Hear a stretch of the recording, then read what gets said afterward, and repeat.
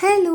இன்னைக்கு இந்த மாரி எடிபிள் ஐஸ் கியூப்ஸ் எப்படி பண்ணுறதுன்னு பார்க்கலாம். இது பண்ணுறது ரொம்பவே ஈஸி. 3 இன்கிரீடியன்ட்ஸ் தான் தேவை. ஃபர்ஸ்ட்டு 15 கிராம்ஸ் ஜெலட்டின் எடுத்துக்கலாம். நெக்ஸ்ட்டு நான் சுகர் வந்து 100 கிராம்ஸ் எடுத்துக்கிறேன். கரெக்டாக ப்ரிசைஸான மெஷர்மெண்ட் எடுத்துக்கோங்க. இல்லைனா வந்து அவுட்புட் உங்களுக்கு டிஃப்ரெண்ட்டாக வரும். ஸோ 15 கிராம்ஸ் ஜெலட்டினுக்கு 100 கிராம்ஸ் சுகர். இது வந்து பவுடர் பண்ணாத நார்மல் சுகர் தான். தென் 45 கிராம்ஸ் வாட்டர் எடுத்துக்கிறேன். ஜெலட்டினும் வாட்டரும் நல்லா வந்து மிக்ஸ் ஆகிற அளவுக்கு நீங்கள் வந்து நல்லா ஆட் பண்ணி மிக்ஸ் பண்ணிக்கணும். இது வந்து கொஞ்சம் நேரம் ஆக ஆக மெல்ட் ஆக ஸ்டார்ட் ஆகிடும். ஸோ அது வரைக்கும் நல்லா மிக்ஸ் பண்ணுங்கள். கொஞ்சம் டைம் ஆனதுக்கப்புறம் வாட்டர் ஃபுல்லாக அதை அப்சர்வ் பண்ணி திக் ஆக்கிடும். அதுக்கப்புறம் ஒரு பேனில் வந்து 200 கிராம்ஸ் வாட்டர் எடுத்துக்கிறேன். அதுக்கப்புறம் அதில் எடுத்து வச்சு இந்த சுகரை ஆட் பண்ணி நல்லா மெல்ட் ஆகிற அளவுக்கு நான் மிக்ஸ் பண்ணிக்கிட்டேன். இது கொஞ்ச நேரத்தில் ஃபுல்லாகவே டிசால்வ் ஆக ஸ்டார்ட் ஆகிடும். இது டிசால்வ் ஆக ஸ்டார்ட் ஆனதுக்கப்புறம் நம்ம அந்த ஜெலட்டின் அண்ட் வாட்டர் மிக்சர் எடுத்து நம்ம உள்ளே ஆட் பண்ண போகிறோம். இது ஆட் பண்ண கொஞ்ச நேரத்துலேயே கொஞ்சம் திக்கன் ஆக ஸ்டார்ட் ஆகிடும். ரொம்ப ஹீட் பண்ணக்கூடாது.